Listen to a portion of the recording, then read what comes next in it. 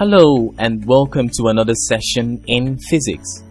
In this session we will be looking at the topic electric field, and we'll also be looking at the electric lines of force, properties of lines of force. We'll be looking at the description and properties of force fields, electric force fields specifically. But before we do that, let us review the previous lesson. Welcome back. At this point, I'd like us to define what an electric field is. Remember that from our previous lessons, we've been dilly-dallying on force fields. We've been talking about force fields, and we said that a force field is a region or space under the influence of some physical activity. And we identified some of these physical activities to be gravity, electricity,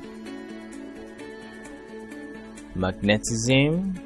Even electromagnetism is also part of that. Electromagnetism is also part of that. So fortunately enough, we've talked about gravitational field and magnetic field in our previous lesson. So today we want to focus on electric field. What is electric field? From the slide here, you see that electric field can be defined as any region or space where an electric charge experiences a force of electrical origin. In other words, you can say that an electric field is a region or space under the influence of electricity. Now, we have two main types of charges: positive and negative charges. Positive are represented with plus and negative are represented with minus. As you can see from the diagram here, you would notice that they are simply not the same. They are quite different. Negative charges are what we call electrons, while the positive charges are what we call protons. They are not the same. They differ greatly from each other.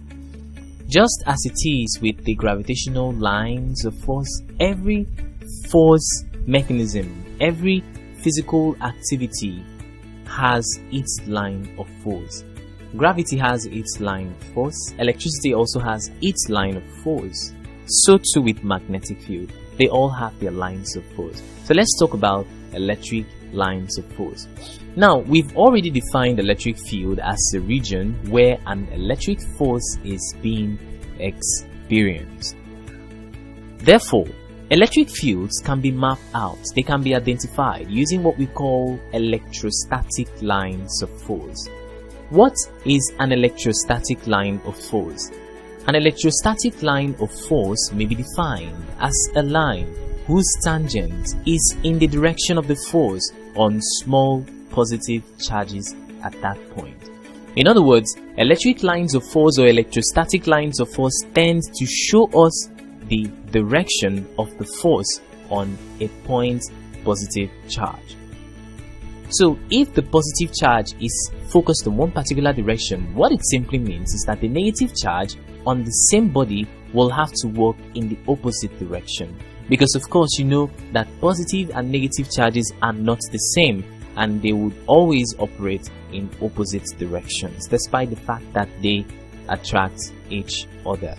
As you can see here, you would notice that positive charges are pointing outwards while negative charges are pointing inwards. So they do not have the same direction.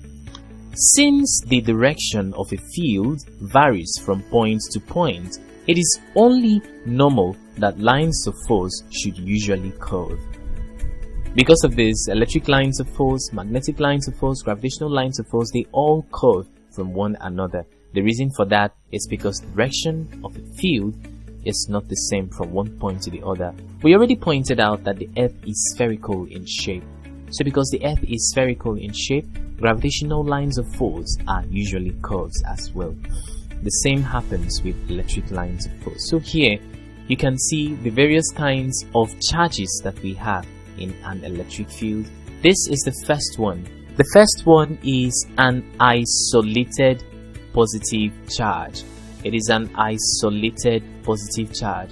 a positive charge that is existing on its own. That's the first one. The second is also an isolated negative charge. An isolated negative charge. The third one is trying to show us a combination of positive and negative charges together, and we'll see how they attract each other. So these are two unlike charges attracting themselves, positive here and negative at this angle as well. And then the fourth one, IV, is trying to show us what happens when two similar charges come together. This is also a positive charge. So what happens between them is repulsion. They repel each other. The lines of force, as they come closer and closer to each other, they deflect, they move away, they run away from each other. But notice what happens here. For two unlike charges, a positive charge and a negative charge, the lines just come very close to each other and attract each other. So these are how lines of force look like. Now, what are the properties of these lines of force? There are about 5 properties of electrostatic lines of force. The first one is that these lines of force never intersect. But not just for electric lines of force, for both gravitational lines of force and magnetic lines of force. At no point in time do lines of force intersect with each other. They do not intersect with each other. By intersection, we mean as one line is going like this, another will have to cross it this way. They will intersect. No, it does not happen. Every line of force has its own path. They do not interfere with the business of each other. They are just minding their own business, moving in their own specific order and direction. The second property of lines of force is that they are usually curves, as we have already reiterated before. They are usually curves. They are not straight lines. They are curves. The reason why they are curves is because the Earth is spherical. And by the way, they are curves because, like we pointed out earlier, the direction of a field varies from point to point. The direction varies from point to point. Alright? For the third one, the third property of lines of force is that they are parallel and uniformly spaced out, like straighted out, parallel and uniformly spaced out. There is nothing like haphazard spacing out or zigzag kind of arrangement, random kind of arrangement where molecules and particles are scattered out however they deem fit. No, they are arranged in order. There is orderliness when it comes to the arrangement of lines of force. The fourth one is very important, that lines of force originate or terminate in the space surrounding a charge. Lines of force originate or terminate in the space surrounding a charge. They do not go too far in order to come into existence or terminate themselves. And then the fifth property is that all the lines of force in an electrostatic field is a continuous line that is terminated by a positive charge at one end and a negative charge at the other end. So if this is a line of force, there will be one that is positive and the other is negative. In an electrostatic field, they are terminated by positive at one end, and at the other end you're sure to find a negative charge. At this point, let's talk about Coulomb's law. Coulomb was a man that made stratospheric contributions in the sphere of electricity.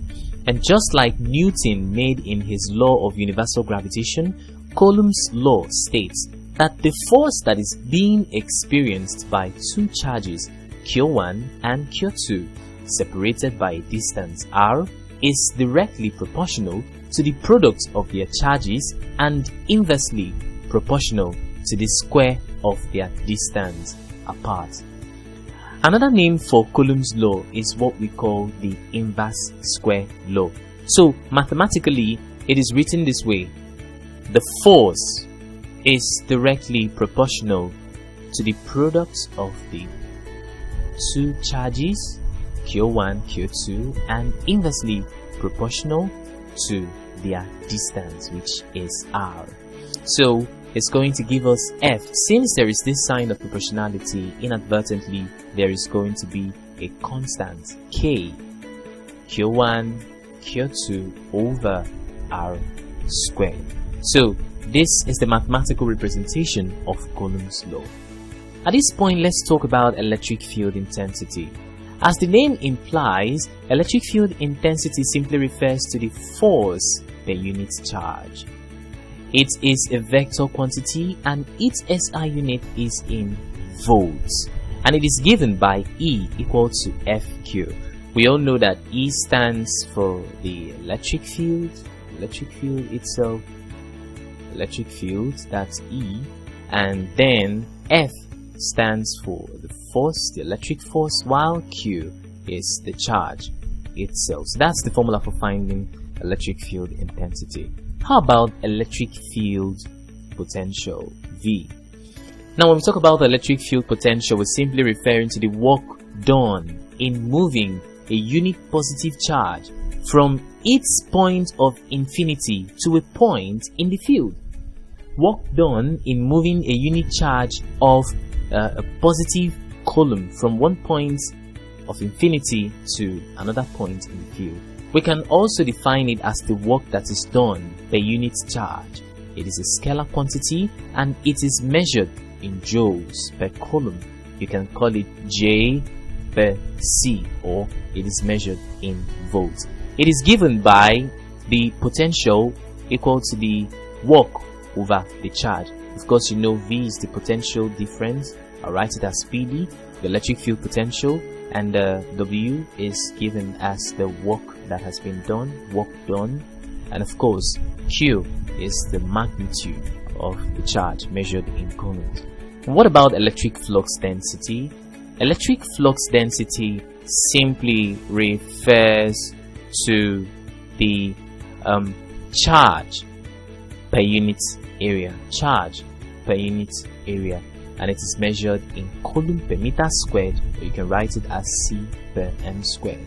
The flux density is given by D. Of course, we know D is the flux density, and Q is the charge, like you know, and of course A is the unit area. This one is measured in coulombs, this one is measured in meter squared, and this is measured in coulomb meter squared derived units. Do make sure to go through the notes that has been attached to this video. Thank you for joining us in this lesson. To refresh your memory on what we've just discussed, please take the test that will appear on your screen.